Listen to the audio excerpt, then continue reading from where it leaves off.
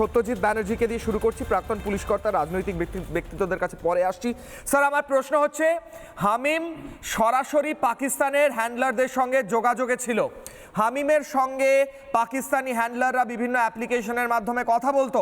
এখন ধরা পড়েছে, এতদিন এই হামিমরা কেন ধরা পড়েনি, এই হামিমদের কেন লালন পালন করা হয়েছিল, এবং এই রাষ্ট্রবাদী সরকার আসার দরুন কি এই হামিমদের সর্বনাশ হলো?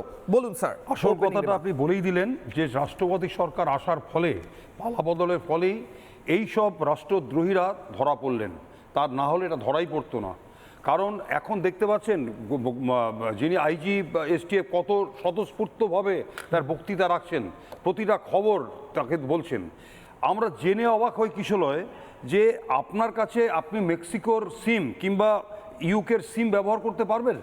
আজকে একটা ছেলের কাছে, 24 বছরের ছেলে, তার কাছে সে ইউকের সিম, মেক্সিকোর সিম নিয়ে ঘুরে বেড়াচ্ছে। এবং সে, আপনি কোনোদিন জানি যে আমাদের প্রিয় মুখ্যমন্ত্রী কোথায় কবে যাবেন, কালকে ওনার কি প্রোগ্রাম আছে, কোথায় প্রোগ্রাম আছে, তার খবর তার জোগাড় করার জন্য সচেষ্ট হয়ে গেছেন।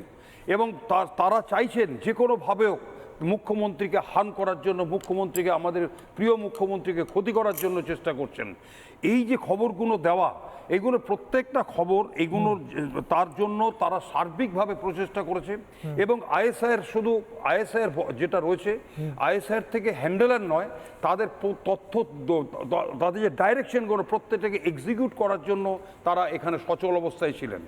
আরও দুটো তিনটে ব্যাপার বলা দরকার আছে। দেখুন, এই যে টেরার ফান্ড, যেই আজকে যে ল্যাভিশলি লাইফ লিড করতো, এই যে হামিমের যে ধরা পড়লো, সে কি কাজ করে, কি চাকরি করে, কোথা থেকে রোজগার করে, কিন্তু সে ওখানে প্রতি মাসে প্রচুর টাকা তার অ্যাকাউন্টে ঢুকতো। এই টেরার ফান্ড আমরা প্রতিবার আপনার চ্যানেলে এসে বলেছি, এই টেরার ফান্ডকে বন্ধ করতে হবে। যে কোনো ভাবেও যদি পালাবদল না হতো, এই টেরার ফান্ড বন্ধ করা যেত না। এবং আগামী দিন এই জিনিসগুলোকে মাথায় রাখতে হবে। যারা আমাদের প্রিয় মুখ্যমন্ত্রীকে মারার জন্য, এই অর্পিতা, এই হামিম, যে তারা ছদ্মবেশে নানা দিকে স্লিপার সেল করে দিয়েছে। স্লিপার সেল সম্বন্ধে 1 সেকেন্ডের একটা কথা বলে রাখি, সাধারণের মধ্যে লুকিয়ে রেখেছে এরা, যে কারা কারা এর মধ্যে থাকবে।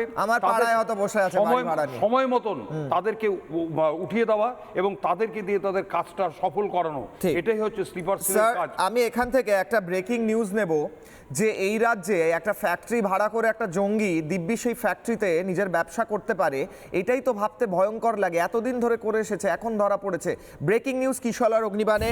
মাসিক 11,000 টাকায় কারখানা দোকান ভাড়া নিয়েছিল হামিম। বারকোড প্রিন্টিংয়ের কাজ দেখিয়ে কারখানা ভাড়া। কারখানার ভেতরে আসলে চলতো কম্পিউটারের মাধ্যমে বিভিন্ন নাশকতার ছক, নাশকতার প্ল্যান। এই রাজ্য সরকার কি করছিল, পুলিশ কি করছিল, ডিটেকটিভ ডিপার্টমেন্ট কি করছিল, ইন্টেলিজেন্স কি করছিল, এসটিএফ কি করছিল, এটিএস কি করছিল, প্রশ্ন করতে পারি নাকি আমরা? সাধারণ মানুষের নিরাপত্তা কোথায় ছিল এতদিন? আমি একটা সিকোয়েন্স দেখাবো, আমাদের প্রতিনিধি প্রসেনজিৎ কি দেখিয়েছেন এই ফ্যাক্টরি থেকে, দেখিয়ে আসছি ডিবেটে। হাওড়ার পিলখানায় হামিদের এই কারখানা, এবং এই কারখানার পাশেই রয়েছে তার অফিস। এখানে রয়েছে 2টি সিসিটিভি ক্যামেরা এবং তার সঙ্গে 5টি ক্যামেরা চলছে।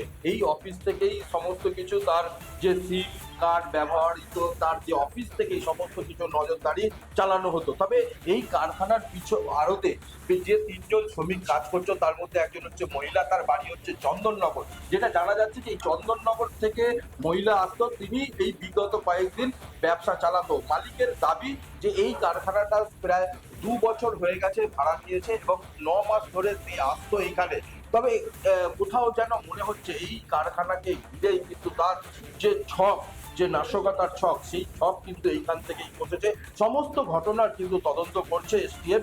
যেটা জানা যাচ্ছে তার বাবার থ্রুতে, তাদের যে কারবালা যে মাঠ রয়েছে, সেই কারবালা মাঠের ওখানে তাদের যে ফ্ল্যাট রয়েছে, সেই ফ্ল্যাটেই থাকতেন সম্ভবত। গোটা ঘটনায় কিন্তু এই জায়গা থেকেই তার রহস্য ভাত হয়েছে। আমি ব্যাক টু ব্যাক মেঘার, আমাদের প্রতিনিধি মেঘার আরও একটা সিকোয়েন্স দেখাবো। তিনি এই যে ভাড়া দিয়েছিল তার সঙ্গে কথা বলেছেন। মেঘা, দেখুন কি বলছেন তিনি। হামিমের যেখানে দোকান রয়েছে, সেই দোকান যিনি ভাড়া দিয়েছিলেন, সেই মালিক ইতিমধ্যে আমাদের সঙ্গে রয়েছে। মোহাম্মদ আলী, তিনি আমাদের সঙ্গে এই মুহূর্তে রয়েছে।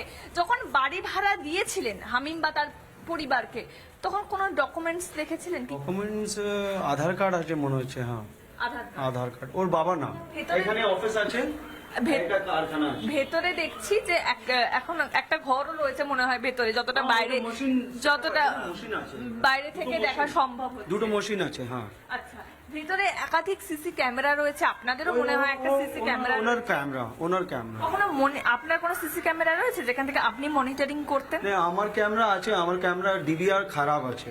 ভালো সব মানুষ তো ভালোই ছিল, আমি তো দেখেছি না কিছু এরকমই কিছু। নিজের ছেলে কি করতো আমি তো জানি না, এটা গ্যারান্টি দিচ্ছে এখানে কিছু কাজ। আচ্ছা, কতদিন ধরে এই অফিস বন্ধ রয়েছে?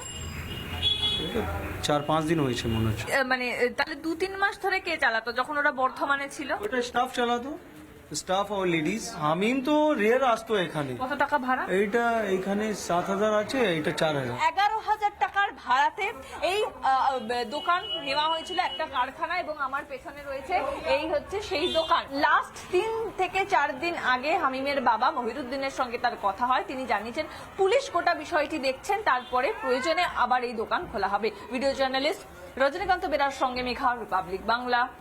নানা ধরনের কন্টেন্ট দেখার জন্য লাইক করুন, শেয়ার করুন আমাদের ফেসবুক পেজ, সাবস্ক্রাইব করুন আমাদের ইউটিউব চ্যানেল। পাশাপাশি অন্যান্য ব্রেকিং নিউজের জন্য অবশ্যই চোখ রাখুন রিপাবলিক বাংলায়।